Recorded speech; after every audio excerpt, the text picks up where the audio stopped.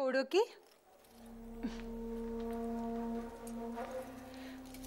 তোমাকে আজ চিন্তিত বলে মনে হচ্ছে।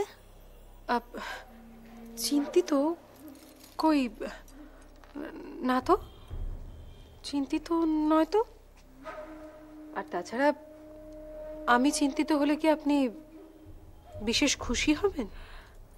এমন কথা বলছো কেন? না মানে আপনি জিজ্ঞেস করলেন তাই বলছি। আসলে তুমি ঘরে এলে আর আমাকে দেখতেই পেলে না, তাই বললাম। আসলে কৌরকিমা তো সবসময় আমাকে নিয়ে দুশ্চিন্তা করে, তাই অন্যকে ভালো করে লক্ষ্যই করতে পারে না। বাহ, সে তো খুব ভালো কথা। সকলেরই তো এমন একজনকে প্রয়োজন যার মঙ্গল কামনা তার সারাটা সময় কেটে যায়। আমি তো কৌরকিমাকে বলেছি, কেন বলো তো তুমি আমাকে নিয়ে এত দুশ্চিন্তা করো? প্রাসাদের গুরুজনেরা আমাকে এত ভালোবাসে, এত স্নেহ করে, তারা যে কিছুতেই আমার অমঙ্গল হতেই দেবে না। কি করনি মা, তাই তো? হ্যাঁ, আমি আমি এখন যাই, কেমন?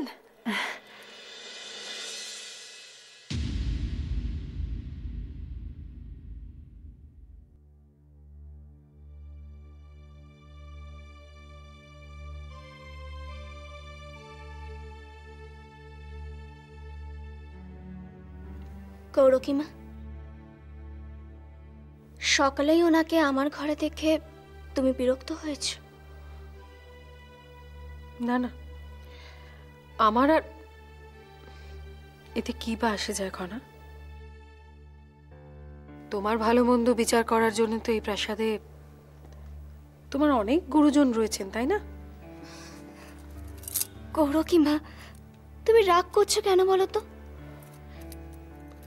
উনি তো এসেই ছিলেন রাজনৈতিক উদ্দেশ্য নিয়ে, আর তার জন্য তো আমি তোমাকে অনুরোধ করব, এখন থেকে তুমি তোমার এই পারিবারিক রাজনীতির মধ্যে যেন নিজেকে জড়িয়ে ফেলো না। এখন থেকে তুমি তোমার অধ্যয়ন এবং গণনাতেই শুধুমাত্র মনোনিবেশ করো। গণনা? কাল রাতে যা গণনা করে দেখেছিলাম তা তো জয়মকে বলাই হয়নি। কি ভাবছো খনা? আশ্রমে যেতে হবে কৌরকিমা, যাই তৈরি হয়ে আসি। হ্যাঁ যাবে, কিন্তু তার আগে এটা তো খেয়ে নাও। কৌরকিমা, আমি ঠিক পরে খাবো। পরক্ষণ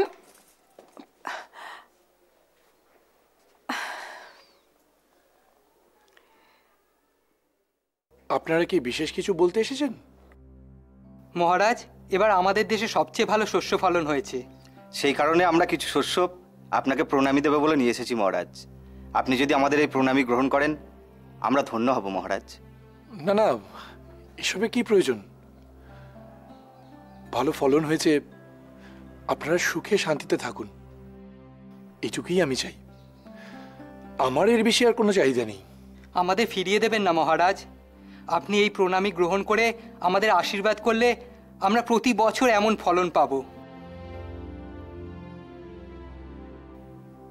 বেশ, দিন তবে।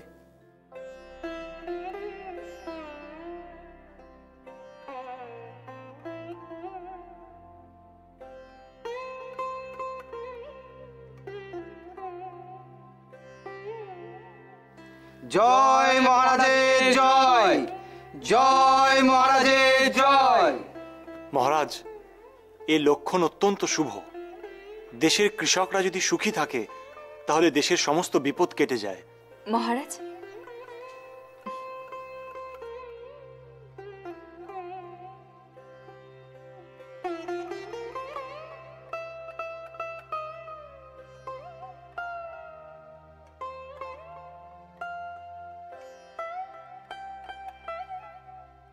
দেখুন আজ যে সিংহল এভাবে শস্য শ্যামলা হয়ে উঠেছে তার পূর্ণ কৃতিত্ব কিন্তু সিংহলের ভাগ্যলক্ষ্মীর। হ্যাঁ, রাজকুমারী খনা সিংহলের পক্ষে অত্যন্ত লক্ষ্মীমন্ত, আর রাজকুমারীর পুণ্যের জন্যই আজ আমরা সুখে শান্তিতে বাস করতে পারছি। আমরা ঈশ্বরের কাছে প্রার্থনা করি পুত্র সন্তানের, কিন্তু রাজকুমারী খনা প্রমাণ করেছেন তিনি কন্যা সন্তান হয়েও কতটা গুরুত্বপূর্ণ। নিশ্চয়ই, রাজকুমারীর কথাতেই আমাদের উঠোন শস্যে পূর্ণ থাকে। সেই কবে উনি বলেছিলেন, উঠোন ভরা লাউ শশা, ঘরে তার লক্ষ্মীর দশা। মহারাজ, পিতা হিসাবেও আজ আপনি ধন্য। এমন সন্তানের পিতা হিসাবেও বোধ করি নিজেকে গর্ব অনুভব করেন। না না, এসবই ঈশ্বরের কৃপা। উনি খনাকে প্রেরণ করেছিলেন আপনাদের মঙ্গল করার জন্য। জয় রাজকুমারী খনার জয়, জয় সিংহল রাজের জয়, জয় রাজকুমারী খনার জয়, জয় সিংহল রাজের জয়, জয় রাজকুমারী খনার জয়। দেশের একজন গুরুত্বপূর্ণ মন্ত্রী আহত হয়েছে। হ্যাঁ, আর সেই ঘটনার দায় অবশ্যই রাজকুমারী খনার উপর বর্তায়। এটা অত্যন্ত লজ্জার ঘটনা যে রাজকন্যার জন্য একজন মন্ত্রী আহত হলেন। এর জন্য রাজকন্যাকে লজ্জিত হওয়া উচিত। খনা এখন কি করছে? একবার ওর সাথে কথা বলতে খুব মন চাইছে আমার। মহারাজ, আমাকে অনুমতি দিন, আমি একটু আসছি।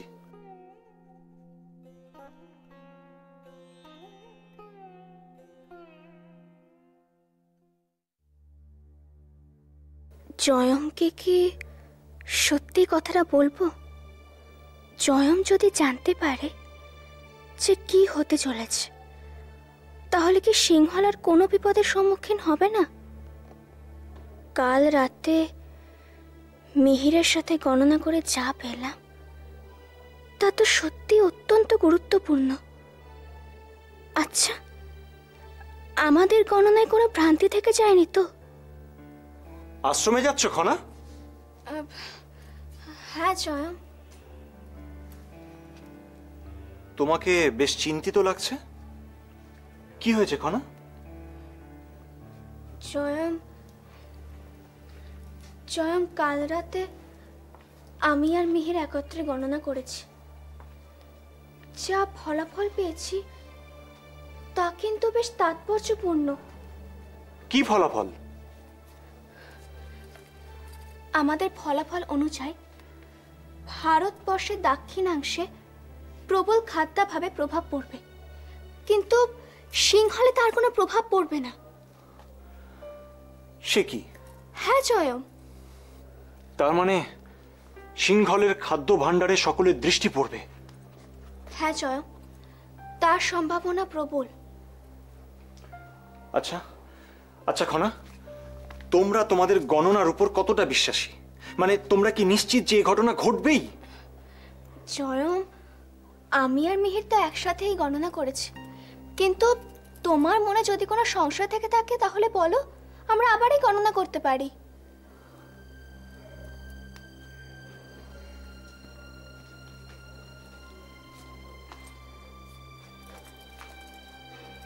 কি ভাবছো? ভাবছি তোমাদের গণনা যদি নির্ভুল হয় তাহলে তো এ বড় চিন্তার বিষয় হলো খনা। কারণ তোমরা যা বলছো তার তুমি এখানে এখন? না, মানে একটু প্রয়োজন ছিল।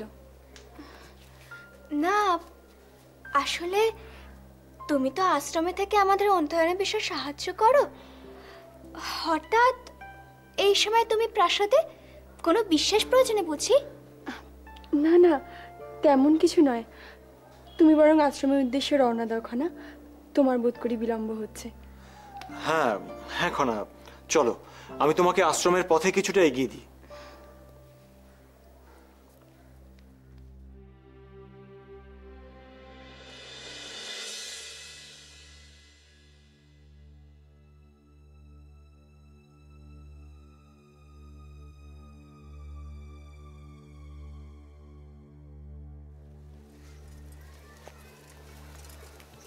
তোমরা কি তোমাদের গণনার ফলাফল সম্পর্কে নিশ্চিত? দেখো জয়ম, নিশ্চিত বলাটা ঠিক হবে না, কিন্তু আমরা দুজন উপলব্ধি করে দেখেছি যে আমাদের গণনায় কোনো ভুল নেই।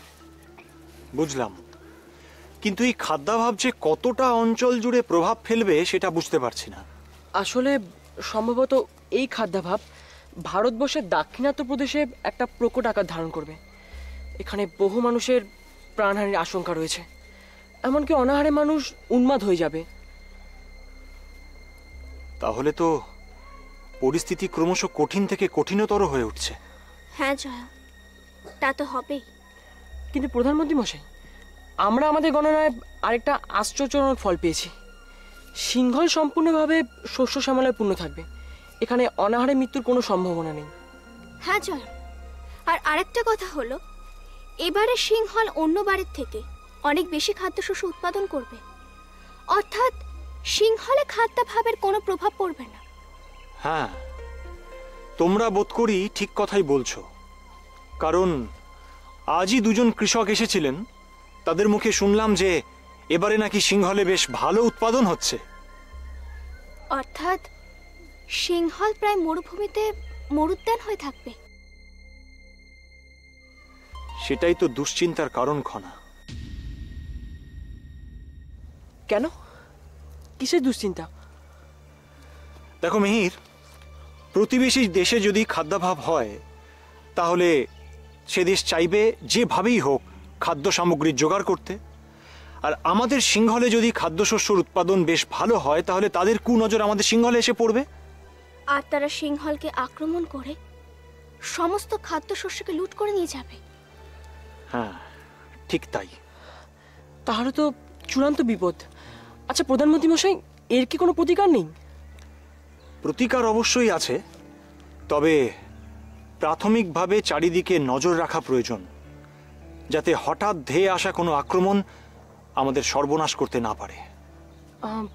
আমাদের সৈন্যবাহিনী কি এই জাতীয় আক্রমণ আটকাতে অক্ষম?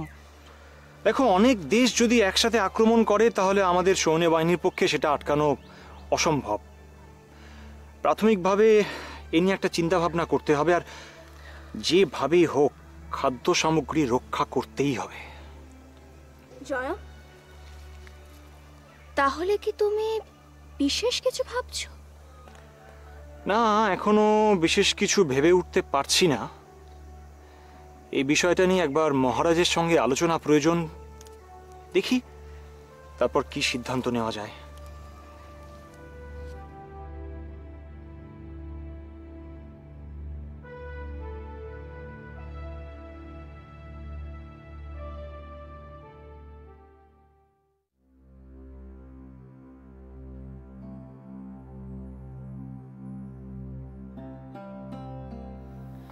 সমৃদ্ধি, আরে কি সৌভাগ্য আমার। আসুন, ভিতরে আসুন। আমার তোমার সাথে কিছু কথা ছিল। নিশ্চয়ই বলবেন, তবে তবে তার আগে আপনি বসুন। আসুন। বেশ কিছুকাল পরে আপনি প্রাসাদে এলেন, তাই না? আসলে আশ্রমের সব বিষয় এমনভাবে মিশে গেছি, আশ্রম থেকে আর বেরোতে ইচ্ছে করে না। এ তো খুব ভালো কথা। আপনি আচার্য দেবের স্নেহধন্যা হয়ে জীবন কাটানোর সুযোগ পাচ্ছেন। এর থেকে পুণ্যের আর কি বা হতে পারে? এখন বলুন, আপনি আপনি কি কথা বলতে এসেছিলেন? আমি আপনাকে কিছু কথা বলবো, কিন্তু কথা দিন এই কথাগুলো শুধু আপনার আর আমার মধ্যেই থাকবে। নিশ্চয়ই, আপনি নিঃসন্দেহে আপনার মনের কথা আমাকে বলতে পারেন। দেখুন, আশ্রমে ছাত্রদের বিভিন্ন বিষয় শিক্ষা দেওয়া হয়, আর তাতে আমি আর দেবী বসুন্ধরা তাদের সাহায্য করি। কিছুদিন আগে এক বিশেষ অনুশীলন করার সময় খনা এবং মিহির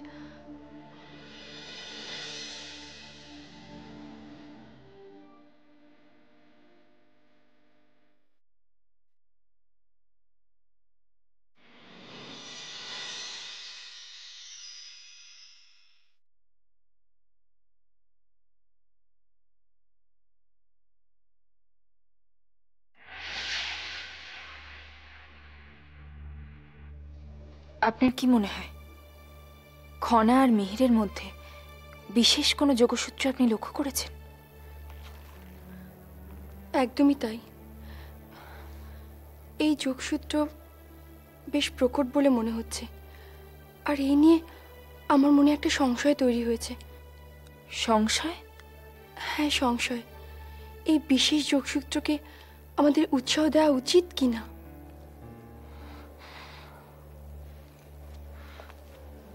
আপনি কি রানীমাকে এ বিষয়ে কিছু বলেছেন? না, তার কারণ উনি হয়তো এই বিষয়টা সহজভাবে নিতে পারবেন না, আর হঠকারী কোনো সিদ্ধান্তও নিয়ে ফেলতে পারেন। কিন্তু আমার মনে হলো এই বিষয়টা প্রাসাদের কারো না কারো খুব জানা প্রয়োজন। আপনি কি করে ধরে নিলেন যে এই বিষয়টা জানার পরে আমি কোনো হঠকারী সিদ্ধান্ত নেব না? আপনি খনার খুব কাছের মানুষ, তাই আমার মনে হয়েছে আপনি সমগ্র বিষয়টি সঠিক বিবেচনা করতে পারবেন, আর খনার পক্ষে উচিত সিদ্ধান্ত নিতে পারবেন। দেখুন, আপনি আপনি যে কথাটা বললেন সেটা খুব গুরুত্বপূর্ণ, কিন্তু কিন্তু আমার মনে হয় যে খনার ব্যাপারে কোনো সিদ্ধান্ত নেওয়া আমার উচিত হবে না। কিন্তু খনা আর মিহিরের মধ্যে যদি সত্যিই কোনো যোগসূত্র থেকে থাকে? সেটাই তো আমি বলছি, খনার ব্যাপারে কোনো সিদ্ধান্ত নেওয়া আমাদের পক্ষে হিতকর হবে না। আমাদের একটু ধৈর্য ধরে অপেক্ষা করতে হবে, তারপর আলোচনা করে কোনো সিদ্ধান্ত নেওয়া যেতেই পারে। আপনি যা ভালো বুঝবেন। আর হ্যাঁ, আপনি যে এই আলোচনার জন্য আমাকে যোগ্য বলে মনে করেছেন তার জন্য আপনাকে অশেষ ধন্যবাদ।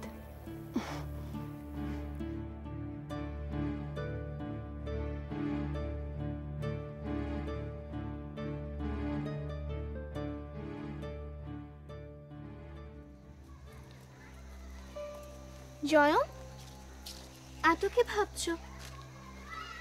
তাহলে কি সত্যি বড় কোনো বিপদ হবে? যে দেশে তোমাদের মতো উজ্জ্বলতম ছাত্রছাত্রী আছে সেই দেশের কি কখনো কোনো বড় বিপদ হতে পারে? না প্রধানমন্ত্রী মশাই, আপনি সত্যি কথা বলুন। আমরা কি বিশেষ কোনো বিপদের দিকে এগিয়ে চলছি? শোনো তবে, তোমাদের দুজনের সম্মিলিত শক্তি যে কত তীব্র হতে পারে তার প্রমাণ তোমরা আগেও পেয়েছো। তা না হলে এত বড় গুরুত্বপূর্ণ একটা গণনা তোমরা এত সহজে করতে পারতে না। তাই তাই আমি তোমাদেরকে একটা কথা বলতে চাই, খুব মন দিয়ে শুনবে কিন্তু। বলো জয়ম, আমরা শুনছি। দেখো, যে কোনো দেশ তখনই অপরাজিত থাকতে পারে যখন সেই দেশের মানুষের মধ্যে একতা থাকে। আমাদের সিংহলের সেই একতা এখন দরকার, আর মনে রাখবে তোমাদের মধ্যেও যেন সেই একতা অটুট থাকে, তবেই আমরা সিংহলকে রক্ষা করতে পারবো। কিন্তু প্রধানমন্ত্রী মশাই, এখন আমরা কি করতে পারি? অনেক কিছুই করতে পারো তোমরা। তোমরা তোমাদের গণনার দ্বারা সিংহলে এবং সিংহলের পার্শ্ববর্তী দেশে কি ঘটছে সেটা আমাকে জানাবে। ভেবে দেখো, তাহলেই কিন্তু তোমরা দেশের এবং দেশের মানুষের প্রতি কত বড় সেবা করবে।